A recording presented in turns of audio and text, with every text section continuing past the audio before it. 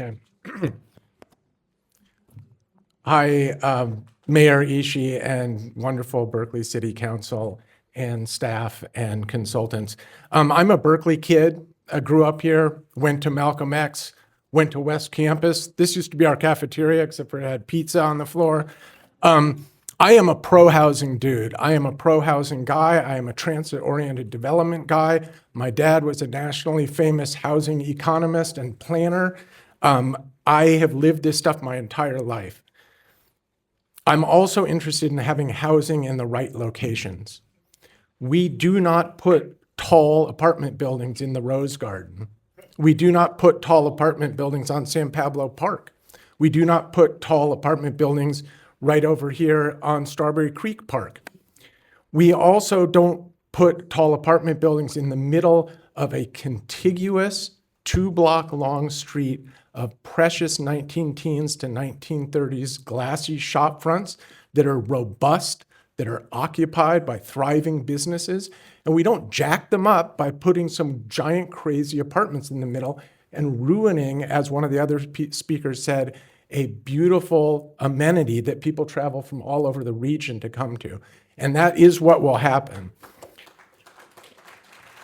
I have to say that even more importantly than all of those strong feelings about, place and about the built environment, there's also, as a Berkeley native, as somebody who went to Berkeley High and heard people talk about democracy, who heard people talk about citizen participation, we live in the birthplace of free speech. This process is so far engaged with developers. This process has engaged with paid consultants, well-meaning, no doubt, but paid consultants. And we were funneled into a process that literally had us putting yellow and blue stickers on predetermined choices in so-called workshops. We were asked to fill out surveys which also had predetermined choices on them toward outcomes that were either, do you want your broccoli on a blue plate or a green plate? This is not democracy. I love what the woman from the cheese board brought up about, the history of collective action, the history of talking to each other, the history of working together. We need that here. We need that. That's what you folks were brought in as representatives of your constituencies and your neighborhoods to do, is engage with people, not just take the paid consultants and the planning staff, the nice large planning staff, and take their recommendations and go with that. With that in mind, I would like to make a motion, or have you guys make a motion on behalf of the beautiful Save Berkeley Shops Consortium and community.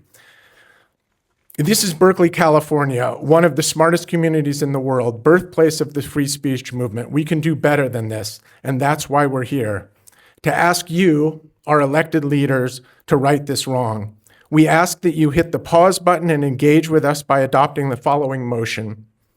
City staff and consultants, 1. City staff and consultants shall pause development in the corridors zoning update.